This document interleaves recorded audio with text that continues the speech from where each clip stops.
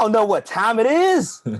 It is ITS in the scope with your boy Joshua M. Hicks, senior writer for WARR Media. And for those that are listening, and not just listening, but watching this on the YouTube, which is of WARR Media YouTube, subscribe to that channel, by the way. That's where you get all the latest great stuff, including this special brother right here, this pretty light-skinned brother, rocking the real tight Bulls shirt because of two things. One, it's actually warm in my house. The heat is on in the cold weather. So I'm going to enjoy this short sleeve weather while I can in my house. But on top of that, it's also because we got a fire guest coming on our show. And this guest is a big brother of mine, one of my A1s, been here from the jump. He was shooting with me in the gym, if y'all wonder. This guy, he's done it all. He's been on CLTV Sports Feed. He's been on 670 The Score. He's actually hosted shows on 670 The Score, not just a guest appearance. So, this is a big time dude. But on top of all that, he is known as the main host of the Davis Show. Please give it up for my big bro, KD Davis. What's up, KD? What's popping? That's Davis Show. That Davis Show. That Davis Show. I forgot because you're that guy. So I actually wanted the Davis Show, but it was taken on social media. So that's why we went with that Davis, because that Davis wasn't taken. I was going to go with the Davis Show. But then I just kept it along with what my Twitter and Instagram has been. My Instagram and Twitter is That's Davis with the S. So that's why I just made it That Davis Show, just to get it with that. But yeah, Demise stepped away, and we keep rocking it. And, we're going to see how everything goes. But I'm definitely proud to see everything that you're doing in the media and outside the media, your success. And hopefully I know you'll definitely keep it up. So, what I'm saying? Around Chicago right now, I guess I know we're going to do Bears later, which I guess we should be happy. Which partially I am happy, but partially it's one of those things like, I don't know why I always use relationship analogies. It's like, it's like we was both cheating on each other, doing terrible things, but we just gonna make it work. You know what I'm saying? And I'll even say this, we're gonna make it work and we're not even gonna resolve the issues. You know what I'm saying? Like, it'd be different if we went to get some counseling and sorted it out. You know what I'm saying? We're just going to leave it out there and leave it out there. We're not even going to sign the divorce papers. No. So that's kind of the situation with the Bears seemingly having a chance to put themselves in the playoffs. And if they lose, still they have a chance if the Cardinals lose to the Rams to put themselves in the playoffs. So, it's a tricky situation. And I think if you followed anything that you've seen me on, like, that Davis Show, Mondays and Fridays, I sit in with Sean Sierra on Sean and Maya. So you can check out my thoughts on the Bears, because usually it's Bears driven. But I haven't had a nice chat, especially with someone who follows the NBA as hard as you, not saying that you only follow one sport, but follows the NBA as hard as you, about the Bulls. Now, I say this, Josh, this preseason, it's funny. In the preseason, I was thirsting for Bulls games, right? They're like, I got to watch it. Right, recording it, watching it. And I found myself, as the season first began, not watching it live as much, and then having to go back and record, but not just having that ferocity when it comes to making sure that I'm on it as much. But I've definitely caught up with all my games. During the preseason, I felt like there was a breath of fresh air in United Center and at the Advocate Center. Like, it was funny to see, and it's the preseason, but it was funny to see how a team that's basically the same team without, now with the addition of Patrick Williams, seemed like they was different from what they were in the past. Then the season started and reality hit, But partially also, you got to understand this is one of 8 teams that has not played since last March. You know what I'm saying? Like, these players have not gotten it. They haven't got any real run for the most part. I'm sure some of them done some type of Drew, wherever they've been. Maybe they've had some type of Drew League-esque stuff, not saying the Drew League itself. But they haven't had a lot of time with each other. You know what I'm saying? On top of that, with a new coach and new systems and things of that nature. Finally, they got that win against the Wizards, who haven't won. And Russell Westbrook is like, I'm back to old Russ. Like, I got to get a triple-double. Regardless of how it affects wins and losses, I got to get a triple-double. I've seen some of the things that have stood out to me. I'm a huge Kobe White fan. But I look at Kobe White and sometimes it's like, and it's not from the talent aspect of it. It's just how far is he going to go with knowledge of the game to a certain extent. Like one thing, and I'll say, and I know I've seen on according to a source with Chris Case and Sean Davis and Brian Crawford, and I know BC has mentioned it. But one thing, and there's one thing to mention, but one thing I can say about Kobe White that I always pay attention to, and this I used to be like this with Ben Gordon back in the days. Looking up, and now you play basketball. Looking up, like it's something, and I don't know what it is about some players. Like when I was a kid playing basketball, especially let's just say street ball, it'd be nothing for me to throw a pass down the entire court, you know what I'm saying, or whatever the length, quote unquote, the court was, to throw it ahead. You know what I'm saying? Because for the most part, my eyes were always up when I got the ball. I was rebounding a lot. My eyes were always up.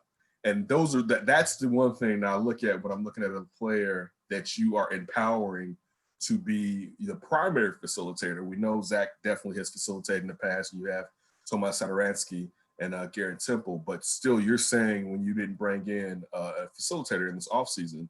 And I like, to be honest with you, I'll say this too. I like the fact that they didn't bring in a facilitator in this offseason because I don't want a new organization. I don't want a new regime to feel like they're in a win now mode for what other foods have done in the past, because you're hamstringing that new regime if you're telling them, hey, we know you're new and these guys haven't been doing their job to the max, but you need to start winning in a year and a half, 2 years, when they may have to redo majority of the stuff that these guys have done over the last decade or so. So I like the fact that they're like, in a wait and see mode. Let's see what we got so we can find out what we need. So let's put Kobe at the point, because if he can't do it, we know we got to go out and get a point guard.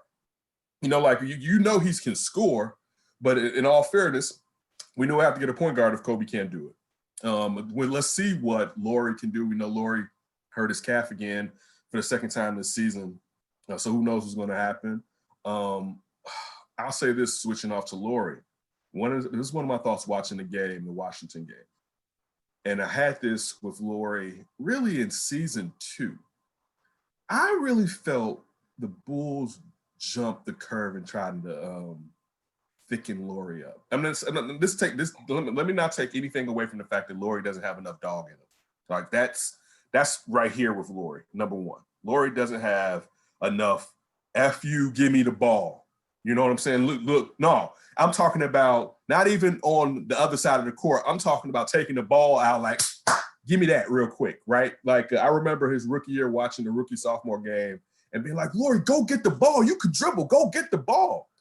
But Lauri, I feel like he's lost his flexibility when I watch him. He's real, and not to say that he was like super flexible and malleable at first, but he's really angular. You know what I'm saying now? And I feel like that first year, and I always go back to, and it's a small sample size, but that Golden State game, the Bulls barely lost to Golden State this past weekend, where I saw him get low. Like Floyd Mayweather has this thing where if you watch boxing, where he gets in the pocket, where he gets on your hip, right?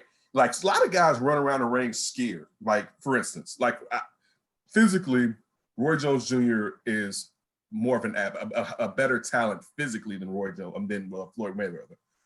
He would jump in and jump out. For somebody that people would be like, well, Floyd, he don't want to get hit.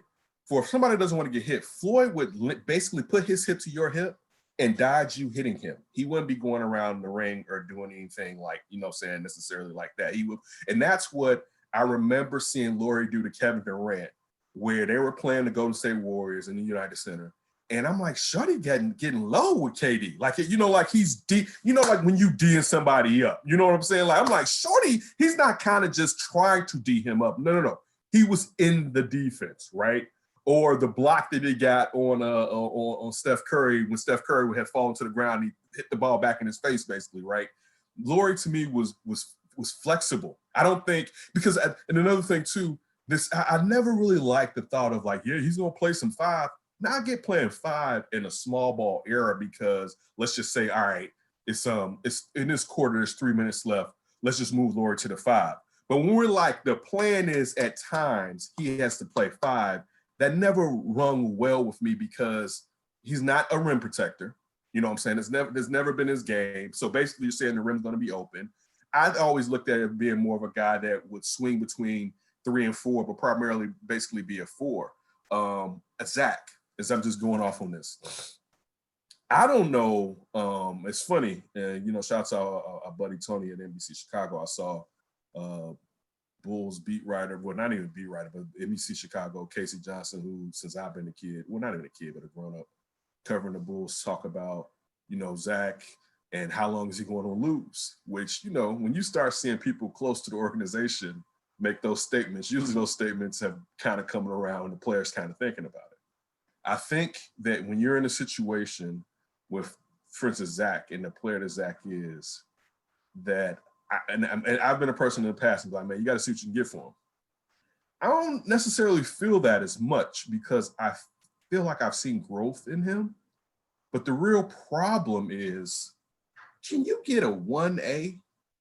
Because really you need a 1. Really, y'all need like a swing guy who can just score. And that Zach is the guy that sometimes is 1, sometimes is 2.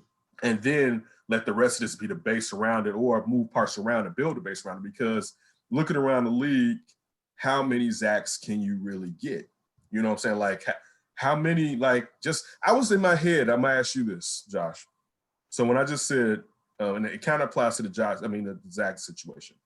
I was like, damn, if the Bulls could only get like a small forward who can shoot, but also can bang some in the post, it could really kind of help them. And I started going through my mind. I'm like, well, who are the small forwards? Dog, if you asked me 5-6 years ago, I could run down about 7 small forwards where I'd be like, man, LeBron, KD, so on and so forth or whatever. After I got past LeBron and KD, I'm also just looking for people that can score, you know what I'm saying? And just looking at guys that like, who are the perennial all-stars? And I honestly, my mind had drawn a blank, right? And I had to the player that I had to go to was actually like, okay, who's up and coming? And he is improving, but it was like Michael Porter Jr. You know what I'm saying? Like, I'm just saying, now you tell me, maybe I'm blanking out. Who are the top scoring small forwards in the NBA today? Top scoring. Yeah, top scorers.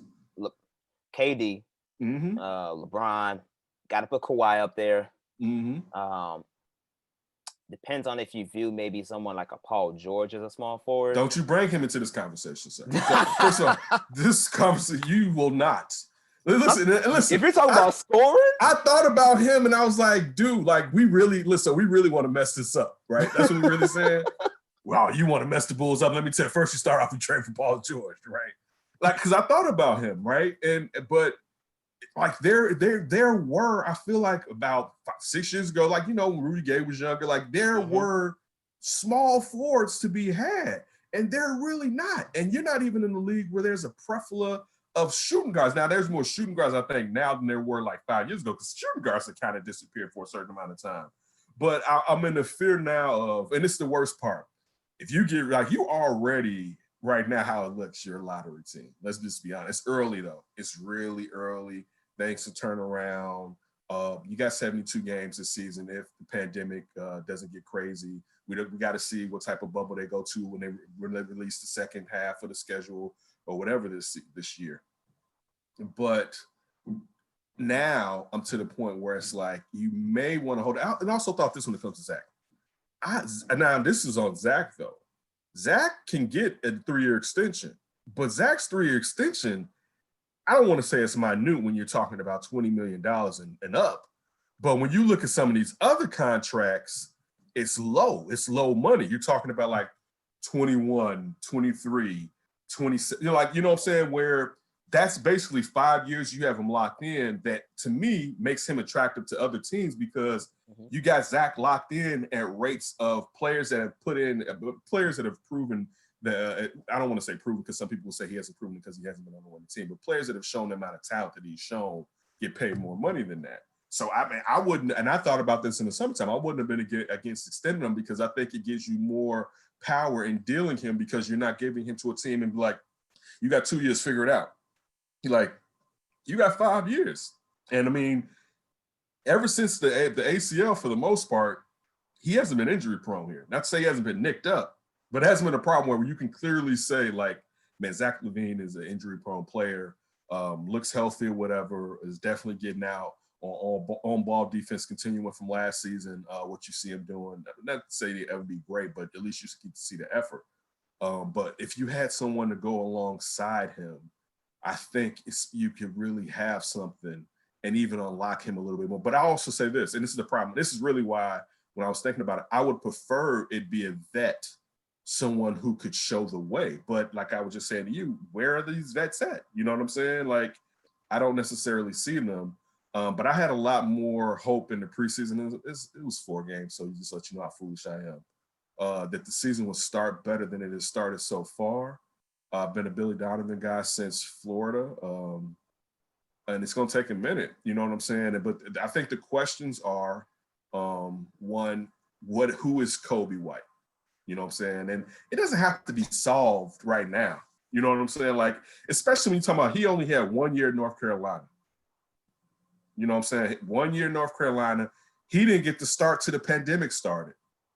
Mm-hmm. You know, so like he hasn't even had enough run to really know who he is. So like I said at the beginning, I'm happy the decision was made to put the ball in his hand to find out, because clearly he's a talent, but is he a talent that can be the lead dog on a playoff bound team? That I think that's the question. Or, you know, like you've heard Jason Goff say, I think he's the first person that basically said that he may end up being a Lou Williams type. You know what I'm saying? Which there's definitely a chance we'll get a guy that can score, that's fast and get into the lane, can shoot. How much does he want to evolve, and how much can he evolve? We know he's a gym rat. That's one thing since being here, hearing about him working out with his brother after games. So we know he's definitely a gym rat. We know it seems definitely like he's a positive influence. And you look at that with his relationship with Patrick Williams. I like the fact that Patrick Williams is starting. Mm-hmm. I like that they're not, because again, what are we trying to do here? And it makes me feel good that the communication between the front office and the head coach, because you would think Billy Donovan doesn't want to be in a complete rebuild, but he's kind of in that too. But it's a rebuild. It's not like where he was with OKC, with knowing like, we're about to trade all of this and start from, we're about to break it down to the studs. We're kind of past that. We've accumulated some talent that we may be able to move to bring something in so we can hasten the pace in this rebuild. But you see that the communication is open, because in all fairness, Patrick Williams shouldn't be starting. You know what I'm saying? Like, really? I'm a Patrick Williams guy. No, I'm a Patrick Williams guy, right? I'm just saying, if you're talking about winning basketball, right? And I know, because I don't think Patrick Williams is the defender right now that we've been promised with him coming out of Florida State, right? Like, right. I actually think his offense is slightly ahead of his defense right now. Yeah, his offensive game has been very surprising for me. His comfortability to be able to, he knows where his limits are. Mm-hmm. So he's been able to get comfortable and just literally perform how he knows he can perform. And that's one of the very intriguing things coming from a rookie at that young of an age as well, is the fact that he knows where his spots are. He knows where his limits are. So he's going to perform at the highest rate and the most efficient rate of where his actual spots are on the court. That's something that's very rare for a rookie at that age. Definitely. So I watched when it came out. I did a deep dive into the tape, dude. I mean, I did a deep dive, brother. And I came away feeling good, actually, when I watched the tape, because I saw his natural skills. I saw he can dribble. I saw that he had great mechanics in his shot. I saw his willingness to defend. I saw all of that. I don't know how far he's going to go with that. But when you got to the 4th pick in the draft, outside of those other 3 guys, well, let me say not the other 3 guys. And I mean, I probably would have taken Edwards, but some of the stuff coming out with Edwards and some of the things that came out of his mouth, and you shouldn't, but it kind of made me like, okay, I don't know about this, right? Shorty, like you doing too much, right? But when it came to Wiseman, it came to Ball, I would have been in on both of them, right? But when it came to what's the kid's name last night with them? The other night with the Washington, Denny. When it came to Denny, let me go with Denny. All right. When it came to Denny, and I mean, I saw some of the stuff watching the Denny tape where you can see that Shuddy has, he can't, he can shoot. He can shoot. He's not consistent. You know what I'm saying? But when you look at the fact that his free throw shooting was horrendous, that doesn't tell you that he's going to become a natural shooter when he's in the league. We know that those two things correlate. But I wasn't necessarily sold on Denny. You know what I'm saying? Mm-hmm. So to have someone that to me has more upside than him, it was appealing. But if you were really, and I know we can say, like, for instance, yeah, you don't want Otto to be out there because of these minutes. You can still limit Otto's minutes and put in Patrick Williams. I mean, right. I mean, that's what the Florida State coach said, Coach Hamilton. He said that, Patrick Williams never started, but he was always the closer. He was always in that lineup where he finished games, and that's where your biggest moments count. Most important. When it comes to sealing those games. So that's a very good point. He easily could have done that. But what we see, though, and you look at the last game where you got Garrett Temple out there, Sadorinsky and Otto, that they got the vets out there closing, which they, for the most part, they should. You got to get these kids out there to get a taste of that too, to know what they got to do, situations. But still, you don't want to just rack up L's. But with the point that I was making, I like that they're starting him because, one, you're giving him some real pro minutes to find out what you have. Because in all fairness, the most important thing, to a certain degree, it is important to get to the playoffs because these players haven't been to the playoffs. So I don't want to belittle getting into the playoffs. But you need to, with a new regime, know what the hell you have. Mm-hmm. And nothing can set you back more than jumping ahead of yourself and thinking that's who you are than finding out who you are. Because you can sit there and get to the playoffs and think, you know what? We're a young coming team. And then a year later found out, oh, man, that was a blip and an outlier. That really isn't who we were. We just got hot that year during that stretch. And if we would have known that, we would have handled this differently. You know what I'm saying? Right. So that to me is like, I like the fact that Arturas and Mark and also Billy Donovan they are focused in on what do we have here and taking time to do it. Not coming in here like, man, this is mine. I'm going to do. No, there's some talent here, but let's find out what this talent is capable of and how far can it go and does it necessarily blend with what we want to do moving forward. So those are the things, like, from the outside looking in, I like that they're making those moves and giving those players the tick they deserve, but also at the end of the games trying to win some of those games too. So I like that, but I would prefer, and even though I want a lottery pick, let me not lie, because this draft is going to be better. Like, this is a better draft. I want a lottery pick. I don't know if it's going to be the Gonzaga kid who first night out, I swear he blew it out his knee and Achilles. Yep. All right. And or the Graham kid. But I'm just saying, I definitely. And I was looking at a mock draft the other day. It was crazy. I was looking at the mock draft for 2022. And they had the Bulls as the second pick, getting the second pick. And I was like, damn, it's got worse. It got that much worse. It's like, I was like, okay, listen, look, and I'll be honest, I wouldn't be upset with 2 years in the lottery. That's about it, though. You know what I'm saying? I wouldn't be, because I do the part of bringing in what we think. Part of bringing in Arturas Karnisovas and Mark Eversley is the fact that we think they're builders through the draft too, particularly Karnisovas, right? Mm-hmm. I want to use that. If this is one of his talents, I want to see that implemented on the team that I care for. So especially when you're at, like, it'll be different. We're not talking about a team that's winning. Like, man, you know what? We'll need to do? They to tear this thing down and get into the lottery. No. We're talking about a team that's a lottery team now, right? And definitely you want to get better. You want to be the 10th team in the East to get into the play-in tournament. You know what I'm saying? Mm-hmm. To get stuff like that. And then you would hope that because the lottery has been condensed as far as how heavy it was at the top, that maybe you can luck up and jump to the top. That's kind of even more what I'm saying. I definitely don't want to have the second worst record. You know, so I'd rather have the 10th, right? Or the 9th, right? You know, I don't want to see them necessarily do that. But again, I think you always have to look at the fact that this has never been a team that brought in premium free agents in their prime. Yeah. And hopefully the front office can change that. But also that's going to have to take a second, but hopefully the front office can change that.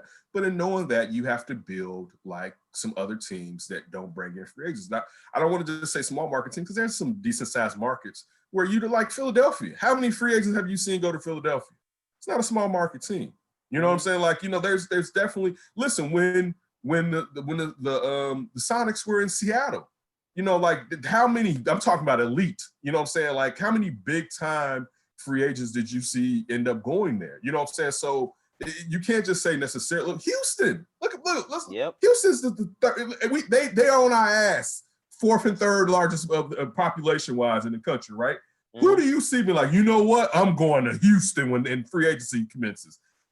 Some markets, and that's a warm market climate too. So Right. the excuse of it always being where no one's going to come to something cold. No, they don't even come to New York. All right, to say the least. Now there's reasons. Ownership alone, but still, you know what I'm saying? So until you can prove yourself, because I do think the brand is strong enough that if you prove like, man, listen, we winning, people will be like, that brand is strong. I look, and everything else is gone now. Like D-Rose has, if there was a stigma of coming behind Jordan, Derrick Rose ended that stigma. You know what I'm saying? Like, and unfortunately due to the fact that Derrick hurt himself, it's not even like the glare of Derrick is going to hurt you if you decide to come here. So the Bulls brand is powerful, but there's nothing behind it. Or I'll put it like this. A free agent player is asking you, can you protect, and not just protect, but uplift my legacy? That's what, when I signed to your organization, because listen, I'm KD right now. I'm one of the greatest players. I'm one of the greatest scorers ever. One of the greatest players ever, right? But what I'm asking you to do is strengthen my legacy, all right? And that's what big time players are asking organizations to do. All right, not just don't mess it up, but can you strengthen my legacy to where 10, 15 years from now, people are like, damn, look at so-and-so, right? On top of that, he played there. That's what they're looking for. And the Bulls haven't proven to anyone they can strengthen your legacy. So why would I trust them with 7 of my prime years when y'all are out here seeming lost in the woods? You know what I'm saying? Like, so that's once they can prove that they are a team that's reputable and you can trust in the fact that they're going to do what they need to do when they make these great decisions. Yeah, it's cold here, but if you own Chicago, it's a whole type of different vibe. You know what I'm saying? And in all fairness, no one's really owned. Derek had it for a second. You know what I'm saying? It's funny, we was talking about, we always talk about, man, if the Bears had drafted Deshaun Watson, because again, with Patrick Mahomes coming out of Texas Tech, no one knew. Andy Reid got him straight. I think Sean Payton could have done it in Kyle Shanahan, but no one knew he was going to turn into that, right? You'd be a liar. But just think about thick chain Deshaun Watson. Dog, Deshaun Watson was a Chicago Bear quarterback. He would be on all the commercials you would see. You know what I'm saying? Like, it would be crazy how people, if he was doing what he does in Houston with our defense, right, and a allotment of players around him than they have down there on offense, right, he would be the biggest star in Chicago. The Cubs, you could say Chris Bryant and Anthony Rizzo kind of had it, but they didn't have it like that. You know what I'm saying? And Chicago's looking for that dude. You know what I'm saying? Like, it's open for, and it's actually, it could be open for several dudes, but it doesn't have that dude. And that's what Arturis and Mark and Billy Donovan have to really prove, unless they're going to do it all through the draft, that, you know what, come here. Now, maybe they got to get somebody, NBA player who has the connections with all the great players. You know what I'm saying? We see that all the time. Now, Zach, I'm not putting this on Zach, you know what I'm saying? Because again, you look at the small sample size, Zach coming out of UCLA, being in Minnesota, who's he around in Minnesota, really just Towns and Wiggins, like, who can he build? Like, I don't even know anything. I've heard very little about his AAU team, you know what I'm saying? So, it all comes to stuff like that. But yeah, just looking at it, I like the direction, but it seems like that if you had any hope that this was going to be a different season, win-wise, I guess that's what I should say, and I should compartmentalize it. Win-wise, it doesn't necessarily seem like that, but I do think they are doing well so far with what they're trying to figure out with what they're doing with the team. Yeah, most definitely. And But that's also why you brought in people like Mark Eversley, those connections. You know what I mean? He has those Nike connections. Arturis is a over the seas guru when it comes to scouting and talent. It's one of the attributes that he's known for. Billy Right. Donovan, players love Billy Donovan. They've been very open about that, and even Bradley Beal, who played for him, you know, he's a superstar that may be on the move. You know, he loves Billy. Bill and me knowing of Bradley Beal, he does have family in the Shy, so Really? he does. I did know that. Yeah, he has some family in the Shy, so because Okay. of that, he's familiar with Chicago. So it's like I'm saying, you talk about Zach. If they don't feel high on Zach, do you pull that type of trigger? Bradley Beal is a better player than Zach Levine. But Zach hasn't been given a chance. Zach didn't have John Wall with him. I felt like, and this is another thing. That team was actually the team I was talking about when I was talking about you have a hot year and you think you're ascending. And I knew it the year they did it. When they had Paul Pierce there and he shot the shot and he was like, did you call Glass? He was like, I called game. They didn't resign Paul Pierce, and that was always a mistake because you needed that type of veteran, especially when you have young, uber talented players like that. And someone to say like, look at the big three, we had to figure it out. You know, so I know you guys are younger than that, but you guys have even more of a chance to do something because you're so young together already. You know what I'm saying? That if you figure out how to play with one another, you know what I'm saying? So I feel like Bradley Beal had someone. He's better than Zach, but I don't know if Bradley Beal being a Bull, what's the huge difference in Bradley Beal being a Bull? Now, if you told me that I could have Zach and Bradley Beal, then my ears will percolate a little bit more, even though they basically play the same position as far as neither one of them's a small forward, but hey, we can make it work. You know what I'm saying? In this NBA, you know what I'm saying? Neither one is a small forward, but when you talk about you have that much firepower, and due to the fact both of them can shoot for the perimeter, the spacing that you would have, you know what I'm saying? Like if you just had put some more pieces around them, you're moving. But if you're telling me, and again, Bradley Beal's a better player than Zach. If you're telling me I'm just swapping Zach for Bradley Beal, I don't know how far we're going. And then on top of that, and I brought this up with Zach's contract. Man, Bradley Beal got a different type of contract. You know what I'm saying? He got a contract. You know what I'm saying? Like when you're talking about at the end of that, you're going to be, listen, at the end of that deal, let's just hypothetically say, if you sign Zach to an extension, a 3-year extension, right? At the end of Zach's 3-year extension, I think he may be making the upper 20s, right? Bradley Beal's going to make $40 million. It's 2 Zachs, basically, as far as how much he's getting paid. Yeah. So I'm not, again, now, if you're telling me, and I'm not saying that, again, that this is a move. You're telling me you're going to get someone is like the beard, James Harden, right? With an enormous contract, but you can see what damn near by himself, even though he's had a player alongside of him, what he could do in the West, and you extrapolate to that what he could do over here in the East. Yeah, I could see that there's apples and oranges to him and Zach really with that. You know what I'm saying? Like there's, you know, but he doesn't want to come here because he's tired of losing, or not even losing, but just not winning at all. And it's just you're in a situation where your best bet is to evaluate what you have, to really evaluate what you have, and then go forth and see what you necessarily need and what you may need to give up on this roster to acquire what you need. Because you got Kobe. If he's part of the future, if he's not, you got Kobe, you got Laurie, especially if you can rehab some of Laurie's market value. You got finally, I guess the last couple games, and you know how I feel about Wendell. You know, because it was blowing my mind. Dude, you know he was running a point guard at North Carolina in high school, right? Well, Wendell's going to be the fulcrum for the offense, right?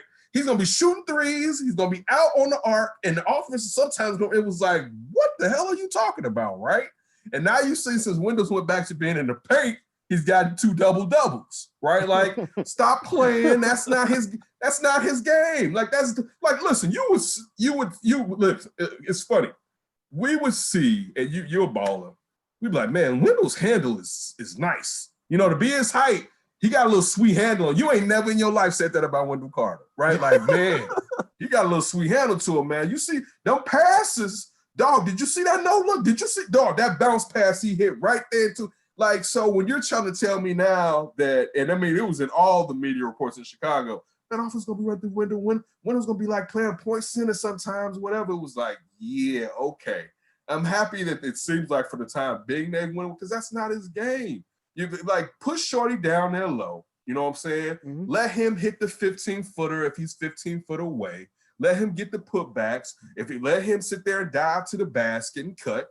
Yeah, and then listen, if in that he's doing well, it expands, then great. But you're not even trying to get the best out of him for what necessarily his skill set is, because that wasn't the skill set that I saw. And I saw him and Bagley at Duke that 1 year or whatever, and it was not, I know his shooting was better there, particularly from the perimeter, but it was never one of those things where you was like, man, Wendell, boy, if they can really unlock. Now I know they gave Bagley a lot, especially they had to change the defense because Bagley couldn't play defense there when they was at Duke or whatever, but still, I never saw that with Wendell what I necessarily I think that. So, I mean, again, put them in the best position, but you one thing you can discard packs, they didn't leave the cupboards bare. You know, there's talent here to either grow with or use to bring in more talent. So, I mean, there's some hope, but we're gonna find out because, I mean, to be honest with you, and one thing is that the people that you have running your organization, or Mark Eversley is definitely making some calls, but it falls on Arturas. And this is the first time it fell on Arturas to where he is the last say so. You know what I'm saying? So, yeah, we can have hope that things are going to go well because it's different, but we're still going to have to find out the truth. You know what I'm saying? And right now it's the honeymoon period. At least unless something happens, you know, on court or off court, I would think this year, unless they just, well, I think even if they're extremely bad this year, people won't be happy, but they'll still give them a pass. It'll fall. I bet you partially. Some people will bring up with these guys in charge. It'll fall on the old regime, but after this season, you're gonna have to either show direction in personnel moves or show direction in the fact that they're winning more basketball games. Everybody listening right now, you're listening to host of That Davis Show, Ken Davis. My brother. My man. Let's transition to these Bears, man, because all of a sudden now they want to start winning. You bring Mitch back, and dude is gotta give credit where it's due. Dude's balling, and you know there's so much uncertainty with the Bears now that it's like, okay, if they win Sunday, they're in the playoffs. Mm-hmm. A part of me doesn't like that.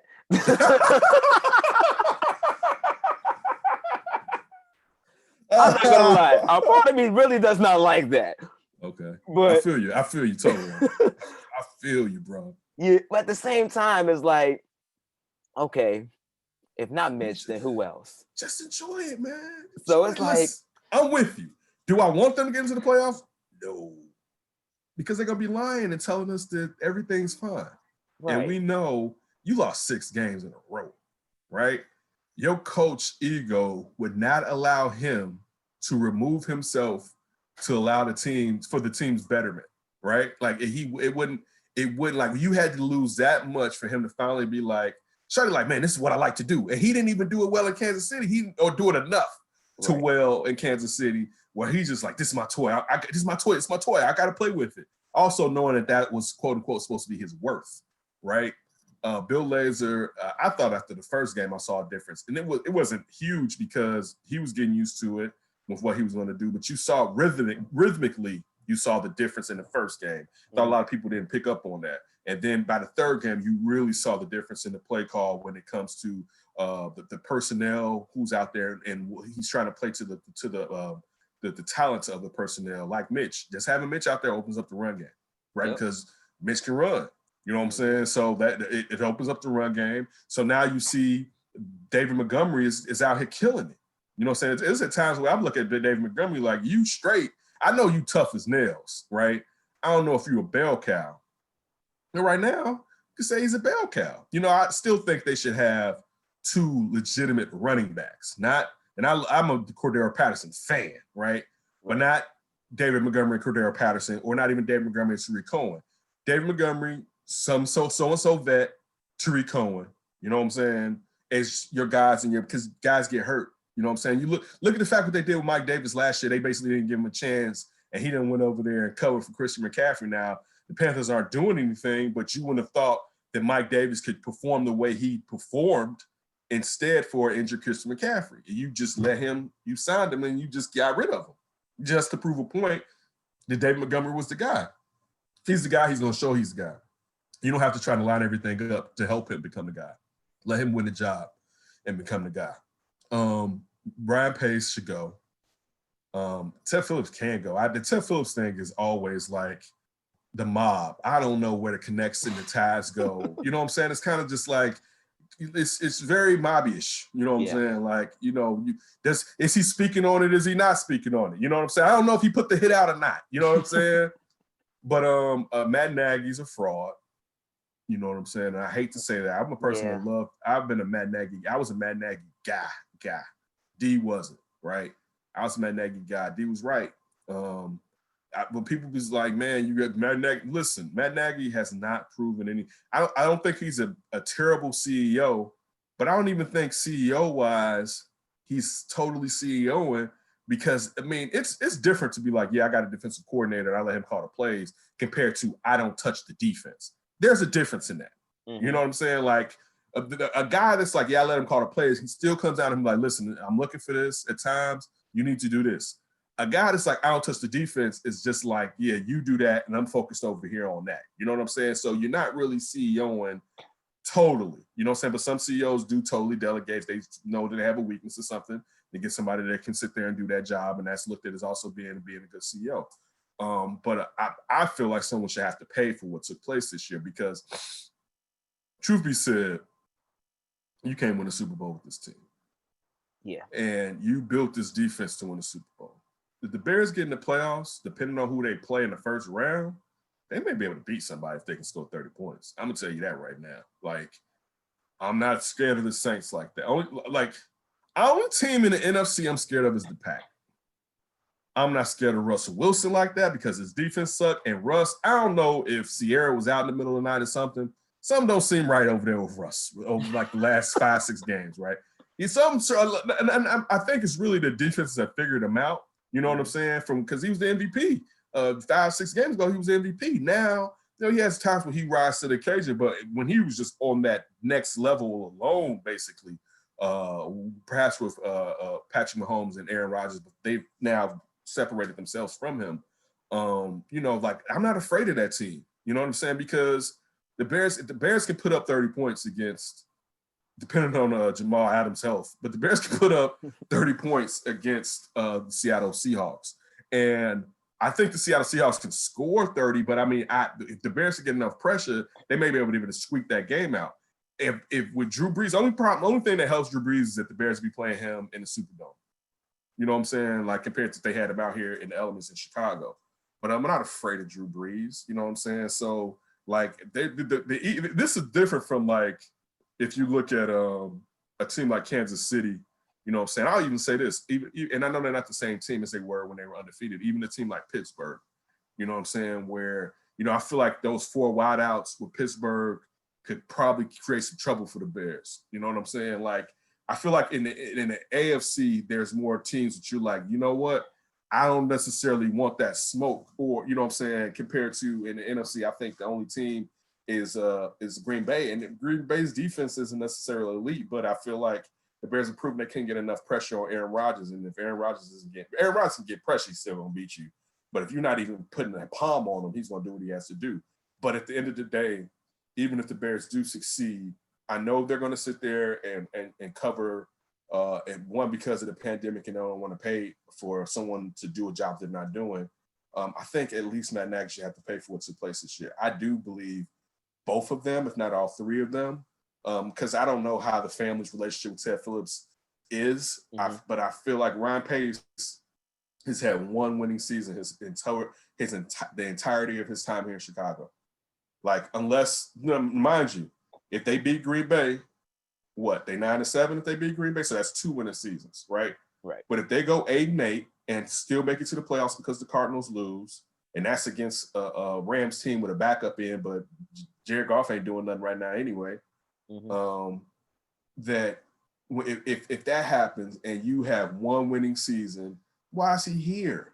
You know, like just this, it's, and I feel like, again, to use relationship analogies, in Chicago, we're used to being in bad relationships and making excuses on why we stay. And I hate to say it, it's like, he used to hit me with a closed fist, but now he uses an open hand. So it's not as bad, but I'm still being abused. And I mean, that's nothing, I shouldn't make light of domestic violence because it's not funny. Yeah. But just still, we're used to, like, we make excuses for why our teams can't spend money, right? That's not even our money, right? That's true. But we'll make an excuse like, man, but you know, and it's just like, no, they're in this profession. They need to be doing what they can do best to succeed and to make sure that their team is better than adequate, is in contention. So to me, they're going to make an excuse for it. But when you look at the fact, and this is another thing too, not just those 6 games, excuse me, the beginning of the season, those 5 wins were the most stressful 5 wins I've ever experienced in my life. Being a Bears fan, you never felt comfortable when you were watching those games. It didn't feel like, man, we up, this is a wrap. Well, a lot of times you're coming back. It, like now, and of course we want them to lose, but now, like this last few games, because they're scoring, you're like, oh, okay, this game is about over. You know what I'm saying? Like you see the other team's offense. You know, they score a little bit, but then they struggle and they score a little bit. And so you know through that rhythm that they're not going to be able to get put up 30-something points like the Bears. The Bears defense isn't going to allow them to catch up, which is cool. But still, what happened to this initially in the year? What about last year? Last year, and again, Laser wasn't here, but that's a blown year. What about the fact that Matt Nagy never consistently put Mitch Trubisky in the best situation? Yeah. Like, because, I mean, it's not that Mitch is perfect, but you can win some games with him, is what's been shown. Like, you could, and again, maybe he need to get benched before he can really lock in too. You know what I'm saying? But still, what has Matt Nagy proven that he deserves more chances? Because I feel like he's been given the best chances. And if I was Ryan Pace, because I know Ryan Pace has to be happy because his biggest blunder is Mitch. And right now it's like, well, maybe it's not a blunder.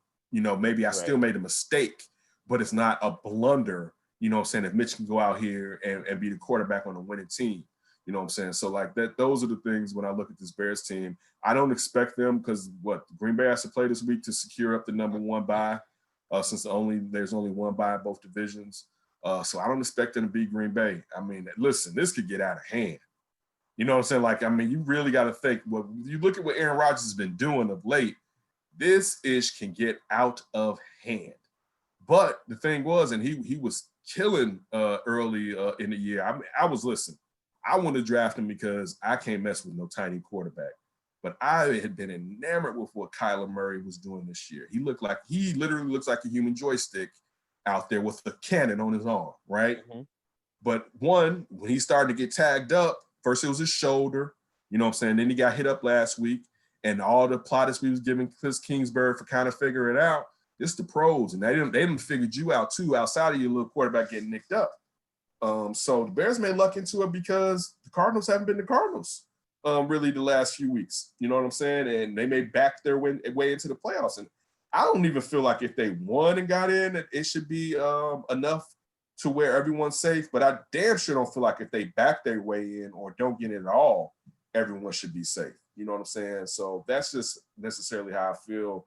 I feel like the Bears, we should ask for more from that organization. They should ask for more for themselves for the amount of money they spend on that defense. That's facts.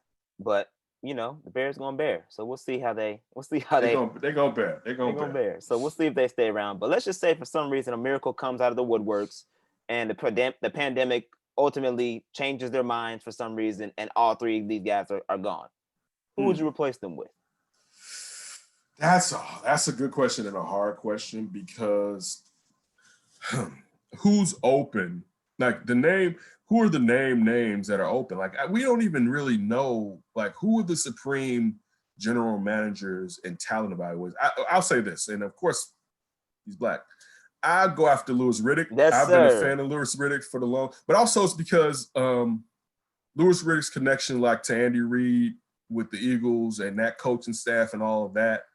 He was the person that told us about Patrick Mahomes the season before he started starting, that what the people were saying about Patrick Mahomes.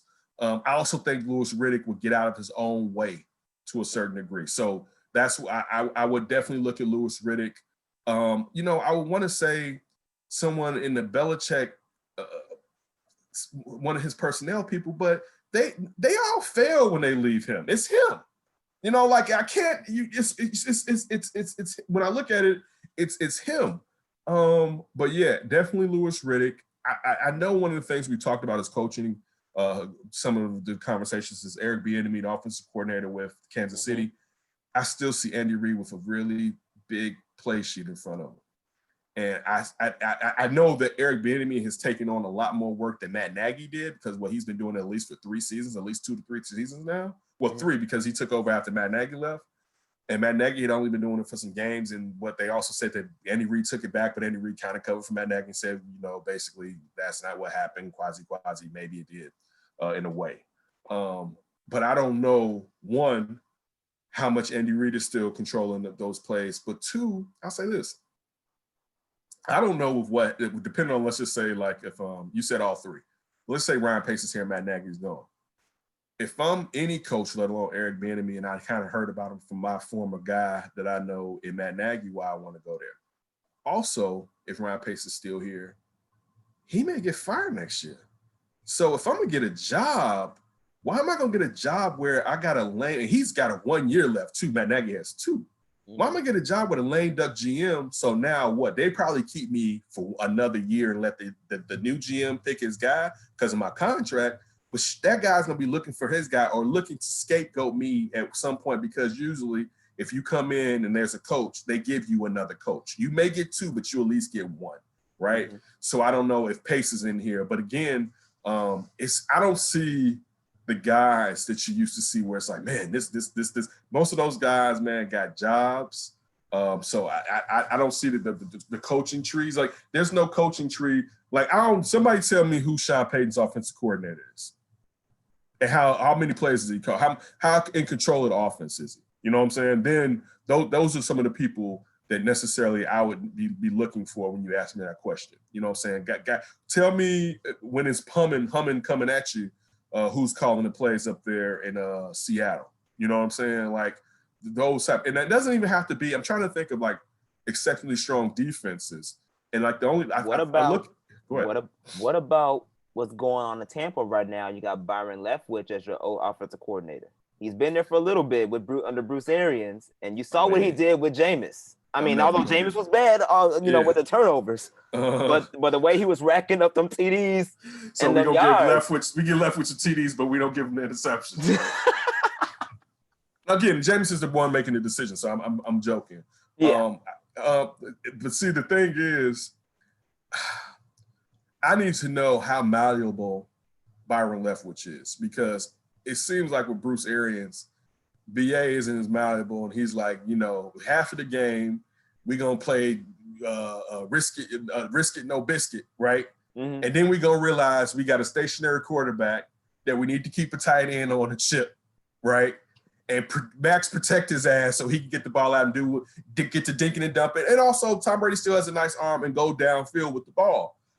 So I wonder how much of that Byron Leftwich is calling. And does Byron Leftwich, is he the person that's like, BA, we got to switch to the Tom style, right? We tried your style. Mm-hmm. You know what I'm saying? So those are some of the thoughts that I would have to have, because bringing in Tom Brady, I never got why it was still going to be this total vertical passing game. Of course, you're going to have vertical schemes in it because you know how to do it.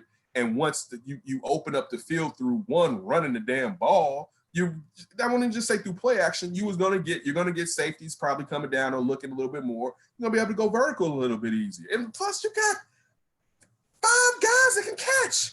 You know what I'm saying? Like, if you just play football, you're going to be able to go vertical. Just if you play fundamental football, you're going to be able to go vertical and not always have to max protect. But when you're like, man, we just passing this rocket going vertical with this old QB and he can't move his feet, it's going to be an issue. But I wouldn't be upset with Byron Leftwich. I've definitely been a fan since Marshall, you know what I'm saying, with Byron Leftwich. But I don't even have my pulse. This is something I feel like I used to have my pulse on more back in the days, but also because I feel like everyone's been ran through, and we've the new names have proven not to be who we thought they were going to be necessarily. Because look at like Lance Lynn. You know what I'm saying? A year ago, you like, yeah, you look at the Chargers now, it's like, son, what is you doing? Right now, I hate to say that, poor brother. It's like, dude, right? Like, no, bro, you're gonna be out here. Listen, you like him because he's gonna probably be looking for a job. All right, unfortunately. Yeah. You know what I'm saying? So I look at those types of situations. Look at college coaches. You know what I'm saying? Like, can you get Dave from Ohio State to come here? Mm-hmm. Can you get Lincoln Riley? You know, somebody sooner or later is gonna get Lincoln Riley. You know what I'm saying? Like, you know what I'm saying? We already see Urban Meyer's 2 teams at least are on him. This week he has to say what he has before he brings the murderous elite to whatever city he's going to bring to the NFL. So I just can say it for sure. I don't know, but I would like to finally see Louis Riddick get a chance at actually doing it, because I'll say this too. Matt Millen with the Detroit Lions. Now, I could be wrong. I don't believe he was a front office person before getting that job. I believe he was a guy that was doing games and talking football, and people enjoyed it and thought with his intelligence that he would be able to for family transfer into him being a good general manager, until he drafted every receiver possible for like 4 or 5 straight years. Right. And I don't feel like Louis Riddick would do that, but also Louis Riddick does have front office experience. You know what I'm saying? Yeah. So it's not like you're getting someone who's just, he's actually had to do the talking head thing to prop up the fact that he's done the job in the past. So I would be interested in what he has to say, because I don't want to just say he sounds good. I think his reasoning appeals to me. Right. Yeah, it's going to be interesting to see what the Bears do now that we're coming down towards the end of the season, and you know we have one final shot to finally get in. What do you think? Are they going to get in? I hope they don't. Oh Lord, no. I hope this is the one time. I'm like, go Pack, go. The one time. I said go Pack, go. It's the one time. The one time I'm like, hey, Rod, do your thing, brother. Do your thing. Hey. Discount, double check your way. Kick it out the stadium. Do it. State Farm will be proud. I'm going to be proud. Shout out to State Farm. You better be rooting. You better be rooting for the Rams, because I don't think they beat them. Listen, if they beat the Pack, all right, if they beat the Pack, hats off to you, right? I don't think they're beating the Pack.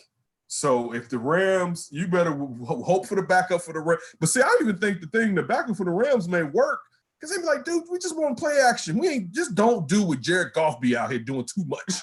Right? Like, right. This defense is phenomenal. You know what I'm saying? So I think that's what you would be necessarily getting. Again, you mentioned names like, I can't get a Sean McVay. I still think Sean McVay is special at his job. You know what I'm saying? But they signed Jared Goff to that contract, which made no sense whatsoever. Right. When you knew, like, I don't understand when you have a commodity. You think your head coach is a commodity, right? All right. You don't have to strap him down with something that isn't going to necessarily live up and benefit his talent. Yeah, you drafted this kid, but this isn't back in the days, the last contract, Sam Bradford, where you got $40 million, $50 million guaranteed. You could have let Jared Goff walk. You got a stud. Look at, for instance, like the 49ers, right? Mm-hmm. 49ers may move away from Jimmy Garoppolo. Are you worried? No, because they got Kyle Shanahan. Right. And you know, if Kyle Shanahan get a guy that's just good, consistently good, right? Consistently good, you're going to have a problem on your hands with what he can do offensively, let alone he make running sexy, right? He's one of the few guys that make running set. Like, if you think about how well they can run the ball, if they had someone who could throw the rock, right? Like, so, you know, like, so in saying that, and look at that, the 49ers, for instance, and how the contract's set up, they can let Jimmy go after giving Jimmy all that money. I don't think it's going to be as punitive as it would have been this year or the years past. But still, like, you don't take something that's supremely talented. That's like you being a great writer, and I'm like, yeah, but you know what? And again, if you're a great writer, you got to rise to the occasion. But I want to put you on something that you're not interested in whatsoever. So yeah, at times you pop and stuff because you're a great writer, but it's really not feeding you the ingenuity that you would have, and it's not propelling you, you know what I'm saying, to what you would naturally do because you like it. This is what you feel, you know what I'm saying? And so that would be one of the things when I'm just talking about with Sean McVay that I wouldn't have done. And we thought we had us a Sean McVay. Sean McVay got McNaghy a job. McNaghy should send at least $1,500 to $15,000 over to Sean McVay. But yeah, I think the real concern when we're looking at the Bears getting to the playoffs is the Rams-Cardinals game, because I don't think the Bears are going to beat the Pack, with the Pack needing to play to secure the first bye in the NFC. Before we end this Bears talk, I got to ask you this question, man. You know, Mitch, on the last year of his deal, he can't be franchise tagged. You know, bring him back on a 1-year deal. Don't you franchise tag Mitch. That's the talk of the town, man. Listen, whoa. That's the talk of the town. That's the talk of the town. Wait, all right, listen. Now, I'll say this much. That's a lot of money to pay Mitch. Now, I would love to give Mitch a 2-year deal with even an option in the second year, or a 2-year deal in the third year. It's a team option, is what I prefer. But giving Mitch, what's the franchise for QBs now? Like 27 or something? It's got to be crazy, right? Yeah, it's up there. It's a 25 at least, right? Give Mitch a 1-year, $25 million deal. Listen, for him, great, right? Like, especially look, think about this. If Mitch plays his way into getting franchise tag like Dak, no, matter of fact, it was $30 million because Dak got $30 million this past year. I think he got 31, right? So it'd be like 30. It'd probably stay that way because the cap is going to shrink or stay the same, right? But Mitch get $31 million, right? Plays good. Shuddy can go and get 30 more mil or get along. That'd be crazy. But no, I would want to appeal to seeing if Mitch is willing to take a deal to where one, because think about this, you got to think about the cap, right? Because what the hell is Nick Foles going to do? Nick Foles is Otto Porter. All right, you Otto, you gonna opt out and leave that $20-something million and the market isn't looking good? Hell no, and I'll come off the bench just to collect that check, right? Otto Porter, like, you want me to go sit down? I got you, right? Right? Drink some of this champagne, girl. Right? You look at you and that. So Nick Foles is in that situation because how his contract was set up, where they gave him the opt out. That opt out was for one, if Mitch plays well, he can opt out and leave. But two, if he plays well, he can jump back in the market and the Bears have to pay him more money, right? Neither thing really happened until now. Mitch played well, but Nick Foles has tanked his market as far as getting real money. His market is tanked. Now I can't put it all on him. I got to put a lot of that on Matt Nagy too, but he's tanked it. So what, you gonna give up that money? You right? Also where the pandemic is taking place, who the hell is out there like, man, you know what I need? I need a Nick Foles. Like, hey, look, Philadelphia got Jalen Hurts. I mean, as far as even if you're looking at trying to have him go back at Carson Wentz and trying to figure out which one of those, that's not gonna happen because they got Jalen Hurts, unless they move Carson Wentz and want to have a vet behind Jalen Hurts. You know what I'm saying? And that's an interesting scenario because Carson Wentz is on the move. You know, he could be on the move. He wants to be on the move. I ain't trading near one. Guess what, Carson? You're gonna be here next year, buddy. You know, because one, it hurts them. Like the cap wise, it hurts them. And like you can't have both of them. You know, Jalen Hurts is on a nice rookie deal, right? We don't really have to make a move to him because he's a second round pick till next year. Because what you got at least for 3 years. When they're a second round pick before you have to give them that, because they don't get the 5th year. I think the 4th year is where you could sit there and hit them with the what's the name, to where, you know, somebody has to match it or whatever. So no, dude, I'm not moving Carson Wentz for nothing. Carson Wentz is gonna sit his ass down, right? That you were out there doing that, like, and you guys are gonna make it work. You know what I'm saying? At least to where when we could trade, like, first of all, I gotta get your stock back up, dude. I'm not. Are you nuts? Like, I'm like. No, like, so I mean, so I'm gonna trade Carson Wentz and take dead money on the cap to get a second round. Because I mean, maybe listen, there may be teams out there that think they can figure them out and maybe give you a back end of the first. But still, even getting back here to what you're asking about with Mitch, I would prefer them to give Mitch a 2-year deal, because you got to look at the fact you have to re-sign Allen Robinson, and you can't right now. And so now, when we were talking about re-signing Allen Robinson, we weren't talking about re-signing Mitch, right? Right. Now you're talking about having to re-sign Allen Robinson. You got players that are getting to the end of their deals already and getting older, and Akeem Hicks. Kyle Fuller has probably got like a year or so left on his deal. Maybe it's 2 years or whatever. But these also players you can look at as getting the extensions, and also those extensions may lower the cap hit. And that's also a reason why with Mitch, I don't want to give him the franchise tag, because I need to lower that cap hit so we can try to figure out and massage this money around for this upcoming season. Because really what we're looking at right now, unless they catch lightning in the bottle, next year is what matters, to where if all these guys are coming back, they prove that it's not a fluke. And if we're going to really let Bill Lazor be the play caller, but you saw in this past game, it started looking a little bit like Matt Nagy was calling some of those plays. That run, they stopped running the ball. Mitch just throwing it. And it's just like, Matt Nagy was like, listen, Bill, it's the Jags. I'm gonna need this. Listen, I'm gonna get some of this. All right, I'm gonna get some of this. You know what I'm saying? So, I don't look. I with Mitch again, I would hopefully want to give him a smaller deal. But this is the thing too with Mitch, dude. There may be some teams out there that think they know what they can do with him, and the money may not be the same that the Bears could give him, or it may be equal. But he can look at the opportunity as being better, because one, if Matt Nagy's going to be back, why do I want to be with Matt Nagy, right? So if Bill Belichick comes to call him, if Jimmy Garoppolo is let go from the, think about the team that traded, that hornswaggled Ryan Pace into thinking that they or somebody else was taking Mitch to trade up one spot for Mitchell Trubisky, right? If he ends up as a 49er, but still. There's some attractive, if they're open to him, there's some attractive head coaches. I don't want to say markets. I want to say head coaches that you can be like, man, this dude, he can set me up to where I can get paid, right? He can set me up to where I can win.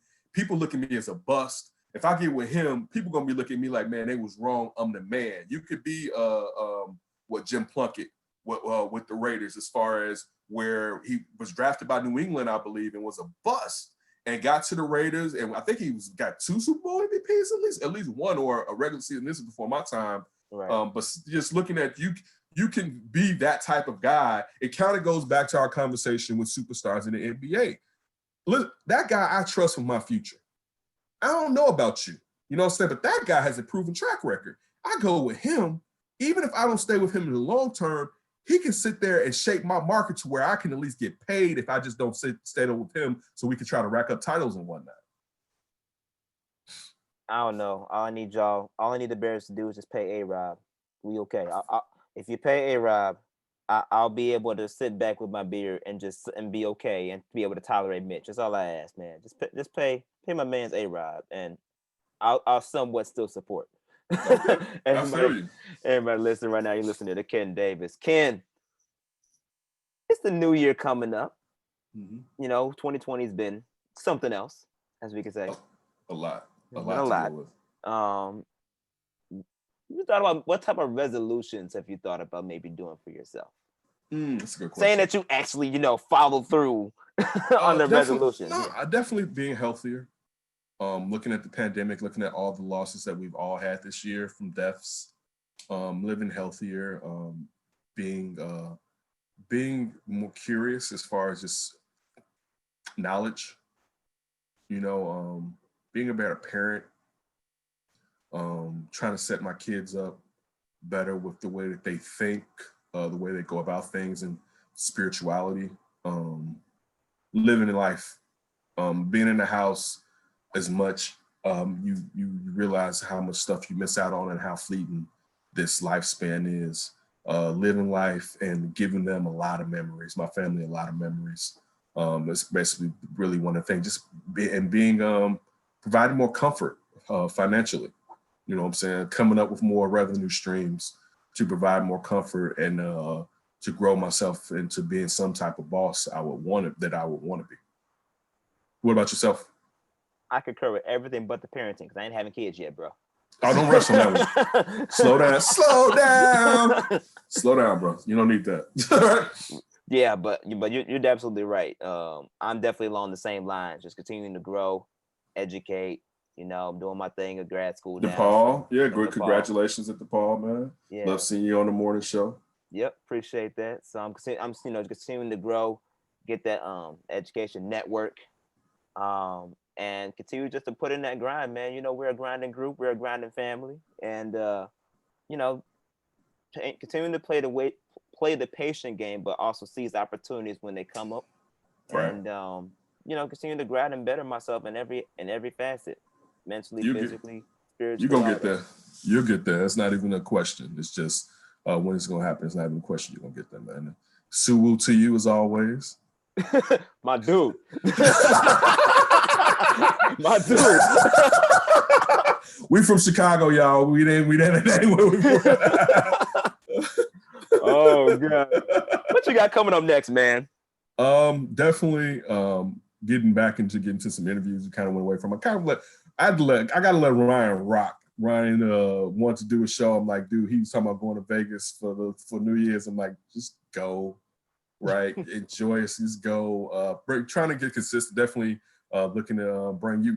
Definitely, you got to do more flips to grow that out. Yeah. But stuff like that. You know what I'm saying? More consistency. Also, just looking at a different way to do it or a different way to present oneself. I guess that's what it is. A different way to accentuate the attributes that are your God-given talents. And I think that's one of the focuses that I really want, because I think there's a lot of different lanes for us, but we get caught up in trying to do the lane like we've seen the lane necessarily been done, instead of looking into oneself and trying to exploit your own God-given talents. You know what I'm saying? And that's something I haven't done enough of, let alone consistently, and just grinding on it. So that's one of the things that this year, as I delve into this being the year of, I'll kind of say doing it by myself, but I got Ryan, and it's not my show, it's Ryan, my show. You know what I'm saying? But that's definitely what I'm looking forward to. Just, man, it's out there, and if not, it's not out there. At least I gave it a good try. Nah, you gonna make it out there too, big bro. Cause you've been doing this thing for years, putting out great content, and you know it's all gonna come back full circle. Shout out to D. Thank you, sir. All those Bears, those damn. I can tell you back when the T formation was just a little T. Oh Me and god. Sid Luckman used to smoke dope. Never change, Ken. Never change. Shout out to D. Shout out to D, former Definitely shout out co-host to of the D. D and the Davis show. I miss you, D. We all miss you. Definitely. But you definitely had a hell of a co-worker, because this dude is hilarious. I appreciate it, bro. Where can everybody follow you on social media, man? That's Davis. Follow That Davis Show. But That Davis on Instagram and on Twitter. Follow that for Ryan. Follow Ryan at Ryan B. Ski and Ryan B. Ski 1. Also with the flip, Sydney Brown. Follow Sydney at Sid Kid 80. Again, looking forward to, I don't know if we do a flip this weekend, but next weekend, look forward to you being there. Just, growing out our brands. So shout out to Kyle, everything that's taking place at Regal Radio, Jew and Drew, you know what I'm saying, all the cats over there, man. Just keep up the work. I'm definitely proud of y'all. Definitely proud of, you know what I'm saying, ITS. I like the name. I like the acronym. It's dope.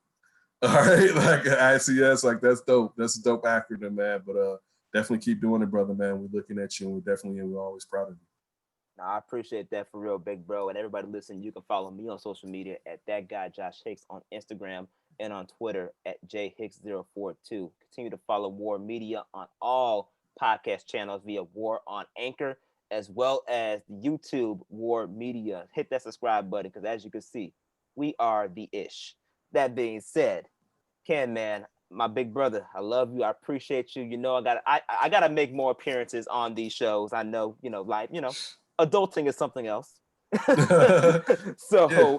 Also, too, I'm not just your big brother. You're my big brother too. Age to a certain degree doesn't matter in the knowledge being given. There's things that I can learn from you. I'm never one to be like I'm somebody's uncle. Like, because to me, you have to put in time for someone to be saying that. Like, just because like you somebody, I'm be like, oh yeah, that's Uncle so and so. Like, no, So I appreciate it because we have spent time together. But yeah. I see you, and definitely I can see where you're going with it. You know what I'm saying? Just keep your nose to the grind, man, and you're definitely going to get there. Shout out to you with the house. I know you're gonna be out there with the silk robes, smoking jacket. That's gonna get you. That may be the trouble right there. Right? That may be the trouble right there. But definitely proud of you, man. And just keep to the ground, stay healthy as always, man, and just take care of yourself. That's the only thing I ask, man. I don't need anybody else being sick and being in the hospital. You know what I'm saying? It's let alone someone close to me, someone as a friend like you. And that's to all our brothers, man. You know what I'm saying? I need to go get checked out. I was supposed to have a colonoscopy this year, but I was afraid to go due to the pandemic.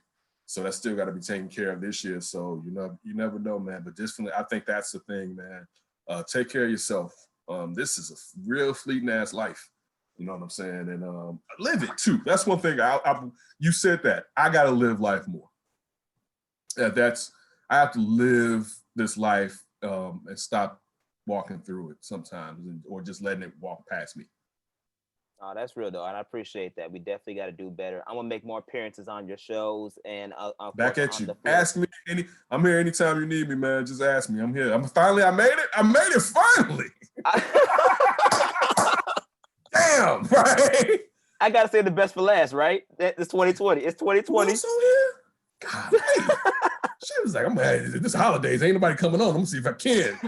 You coming on? Okay. Yeah, back in the day when me and Butterbean used to shoot up right on the West. Listen, West Side was different. That's Davis, everybody. That's Ken Davis. Ken, big dog. I appreciate you. I'm obviously gonna keep up with everything that you're doing.